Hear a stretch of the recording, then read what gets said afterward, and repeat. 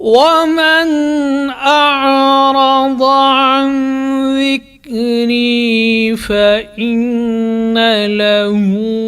معيشة ضنكا۔ اسلامی مالیات ایک ایسا پروگرام جس میں آپ جان سکیں گے اسلامی مالیات کے اسرار و رموز، تاریخ، نظریہ اور عملی مسائل اور ان کا حل۔ اسلامی مالیات جناب محمد ایوب کے ساتھ، پروڈیوسر ندا نعیم، پیشکش رفا انسٹیٹیوٹ آف میڈیا سائنسز۔ بسم اللہ الرحمن الرحیم، الحمدللہ رب العالمین، والصلاة والسلام علی رسولہ الکریم، اما بعد، فاعوذ باللہ من الشیطان الرجیم۔ جی آج پھر ہم آپ کو اس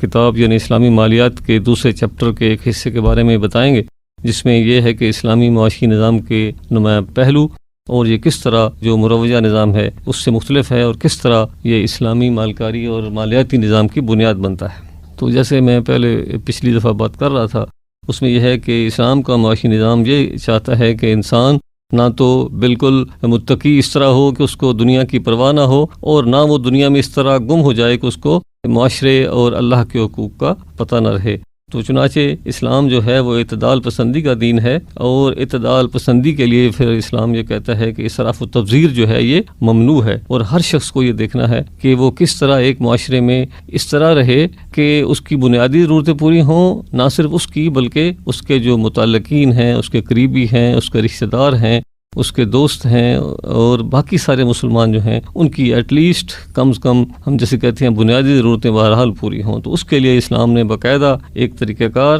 اور کچھ جو ادارے ہیں بنائے ہیں، جیسے زکوٰۃ ہے اور چیریٹی ہے، پھر اسی طرح اس طرح کے دیگر جو ادارے ہیں۔ تو اب ہم دیکھتے ہیں کہ آج کے دور میں اگرچہ کسی بھی ملک میں اسلامی معاشی نظام نہیں ہے، لیکن یہ ایک سنہری دور جو اسلام میں رہا ہے، اور وہ دور اتنا اہم تھا کہ جیسے اکثر آپ سنتے رہتے ہیں کہ پورے کا پورا وہ حلقہ جہاں مسلمان تھے وہ دنیا میں بہترین صورتحال تھی، سارے لوگ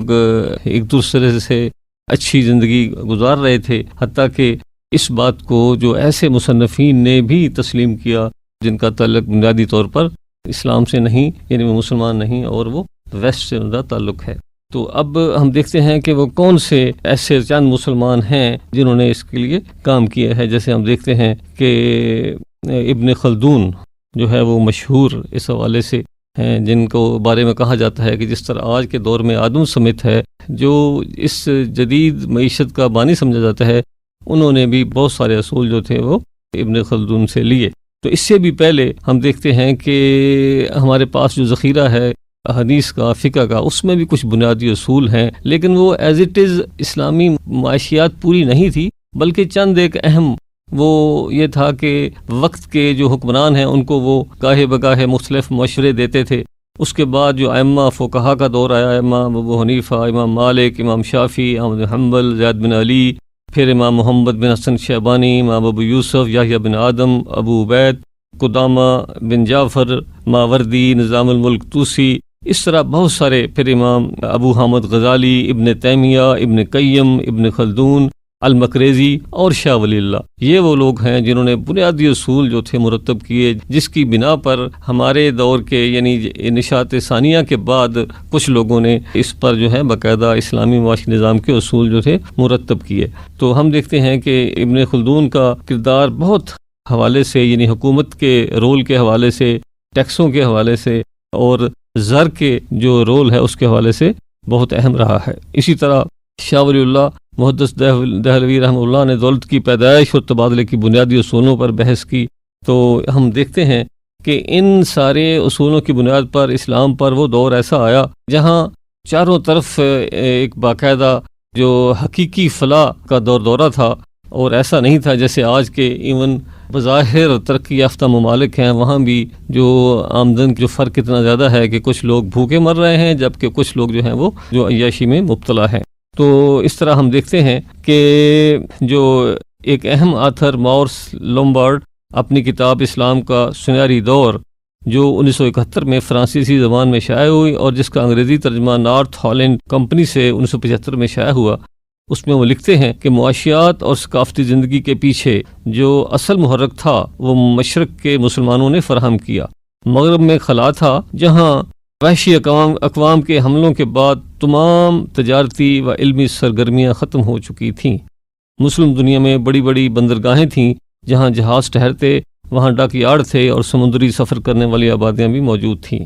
یہ میں نے چند ایک اس کتاب میں آپ پڑھ سکتے ہیں، اس میں انسٹانسز بتائے ہیں کہ کس طرح جو وہ دور ایک سنہرا دور تھا، لیکن اس کے بعد پھر کیا ہوا، جب مسلم دنیا میں زوال آیا تو اس پر جو مورس لمبارڈ کیا لکھتا ہے، وہ یہ لکھتا ہے کہ 11ویں صدی کے نصف آخر کے بحرانوں، شورشوں اور حملوں کی صورت میں عالم اسلام کو جو دھچکا لگا وہ اسے نہ سہ سکا۔ ان واقعات سے تجارت کی سرگرمیوں میں رکاوٹ پیدا ہوئی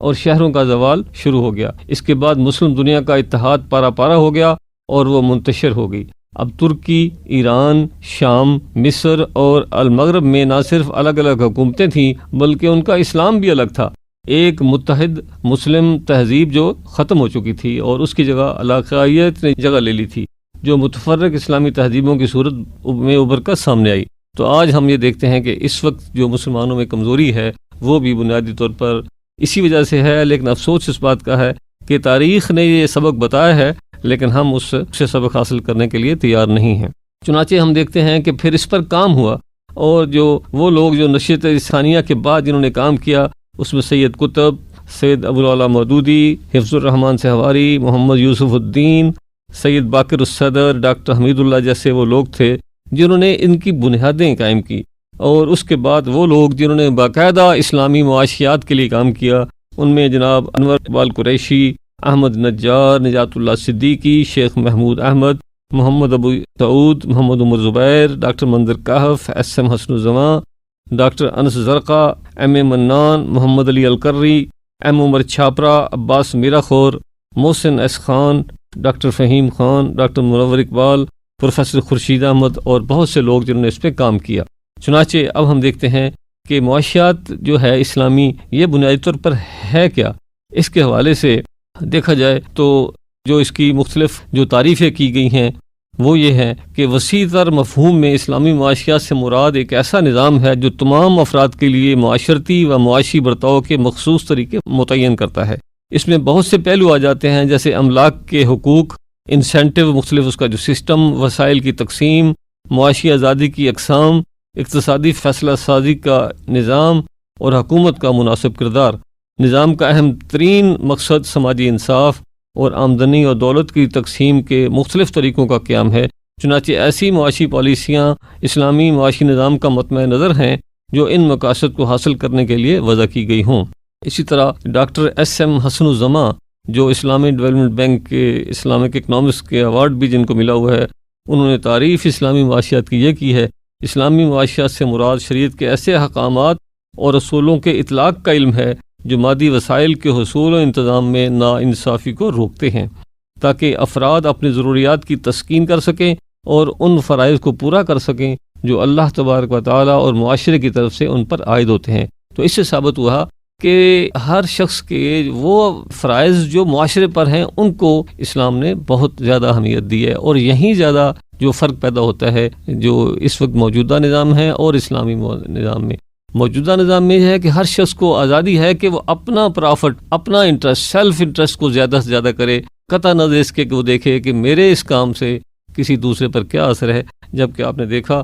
اسلامی معاشیت کی بنیادی تعریف ہی یہ ہے، وہ دیکھے کہ اس کے کام سے، اس کی ایکٹیویٹی سے، اس کے کاروبار سے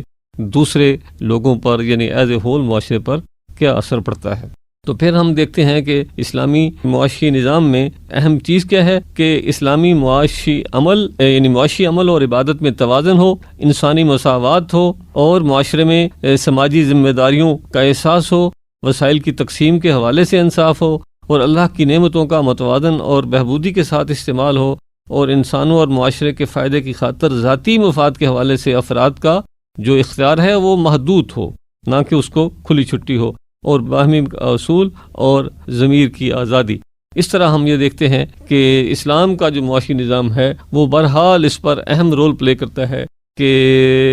اس کا جو اشیاء اور دولت کی ملکیت اور پھر ملکیت کی منتقلی ایک سے دوسرے کو، اور پھر لوگوں کے مابین دولت کی تقسیم کس طرح ہو۔ اور یہاں یہ چیز میں واضح کرتا جاؤں کہ معاشیات اور ایک معاشی نظام میں فرق ہے۔ معاشیات ایک سائنس ہے جس کا مطلب یہ ہے کہ دولت پیدا کیسے ہوگی، اور معاشی نظام اس سے ہٹ کر یہ ہے کہ وہ دولت جو پیدا ہو اس کو تقسیم کیسے کرنا ہے، ایک دوسرے سے دولت کا انتقال کیسے ہو، کس طرح لوگ ایک دوسرے سے استفادہ کریں۔ تو دیکھا جائے تو معاشی یا معاشیات ایز اے سائنس وہ بہرحال برابر ہے، وہ کسی بھی طرح کا نظام ہو، چیزیں پیدا ہونی ہیں خواہ وہ کھیتوں میں یا فیکٹریوں میں یا ملوں میں، اور جب چیزیں پیدا ہو جائیں تو پھر ان کو تقسیم کیسے کرنا ہے مختلف عوامل میں، یہ اہم چیز جو ہے ہم دیکھتے ہیں کہ اس صورتحال میں یا اس حوالے سے اسلام کا معاشی نظام جو ہے وہ دوسرے نظام سے بہت مختلف ہے۔ اب ہم دیکھتے ہیں کہ اس کے لیے پھر اسلام میں جو عوامل پیدائش ہیں وہ کیا ہیں۔ جس طرح ہم دیکھتے ہیں کہ موجودہ کنونشنل نظام میں دیکھتے ہیں ہم کہ سرمایہ ہے، لینڈ، لیبر، کیپٹل، انٹرپرینورشپ، یہ مشہور ہیں چار جو ان کے ہم کہہ سکتے ہیں عوامل۔ اب یہ ہے کہ اسلام میں ان کی کیا ہے۔ ہم سب سے اہم جو فرق آتا ہے وہ سرمایہ کے لحاظ سے آتا ہے، کیونکہ اسلام یہ خیال کرتا ہے کہ وہ سرمایہ جو عام کنونشنل معنوں میں سود کا حقدار ہوتا ہے، یہ بات جو ہے وہ اسلام کے لیے قابل قبول نہیں ہے، بلکہ اسلام یہ کہتا ہے کہ اصل چیز جو ہے وہ ریسورس پیدا کرنے والے یعنی انسان، یعنی پہلے نیچرل ریسورسز، پھر لینڈ، لیبر، اور کیپٹل سے مراد کیا ہے۔ یہاں بیسیکلی فرق آتا ہے۔ اسلام میں اگر دیکھا جائے تو کیپٹل سے مراد ایسے سارے وسائل ہیں جن کو جب خرچ کیا جائے یا پیداوار کے عمل میں استعمال کیا جائے تو وہ بالکل صرف ہو جائیں، ختم ہو جائیں، یا ان کی جو حیت مکمل طور پر تبدیل ہو جائے۔ تو ایسی صورت میں کہا جائے گا کہ ان کے عوض کرایہ نہیں۔ یہی ہم کہتے ہیں کہ اسلام میں جو یہ کہنا کہ کیپٹل کا کرایہ ہونا چاہیے اور کرایہ کا نام سود رکھ دیا جائے، تو اسلام اس کو ایکسیپٹ نہیں کرتا۔ اس لیے یہ کہا گیا کہ اسلام میں نفع سرمایہ کا صلہ تو ضرور ہے، لیکن یہ ذمہ داری یا واجبات قبول کرنے کی صورت میں ہی لیا جا سکتا ہے۔ چنانچہ کسی سرمایہ پر نفع وہ بقیہ آمدنی ہے جو اس سرمایہ سے چلنے والے کاروبار سے تمام دیگر فریقوں کو ادائیگی کرنے کے بعد بچتا ہے۔ اگر یہ بقیہ منفی ہو تو سرمایہ کے مالک کو نقصان بھی اٹھانا پڑے گا جو کاروبار میں لگائے گئے اصل سرمایہ میں کمی پر منتج ہوتا ہے۔ چنانچہ ہم دیکھیں گے کہ اہم جو بات ہے وہ آئے گا کہ نیچرل ریسورسز میں وہ ریسورسز شامل ہیں کہ جن کو اللہ پاک نے نازل کیا، یا وہ ایسی چیزیں ہیں انسان کو نعمت دی گئی اور اس نعمت کے بعد پھر اس کو خرچ کیا جائے تو ایز اٹ از استعمال کیا جائے تو قائم رہتے ہیں۔ جیسے زمین ہے، کارخانہ ہے، تو اس کا جو ہے کرایہ بھی لیا جا سکتا ہے۔ اس سے ہٹ کے جو سرمایہ ہے اس کا کرایہ ایز اٹ از نہیں لیا جا سکتا۔ تو اس طرح ہم آج کا پروگرام اس بات پر ختم کرتے ہیں کہ اسلامی مالیاتی نظام کی جو بنیاد ہے، جو وہ بنیاد ہے اسلامی معاشی نظام سے، اور اس میں عاملین پیدائش کا ایک خاص جو رول ہے، تو اس کے حوالے سے پورا نالج حاصل کرنے کے لیے آپ اس کتاب کے جو دوسرا جو چیپٹر ہے اس کو پڑھیں۔ آپ کو اس سے انشاءاللہ اندازہ ہو جائے گا کہ کس طرح اسلام کا معاشی نظام جو ہے وہ اسلام کے مالیاتی اور بینکاری نظام کی بنیاد بنتا ہے۔ وآخر دعوانا الحمدللہ رب العالمین۔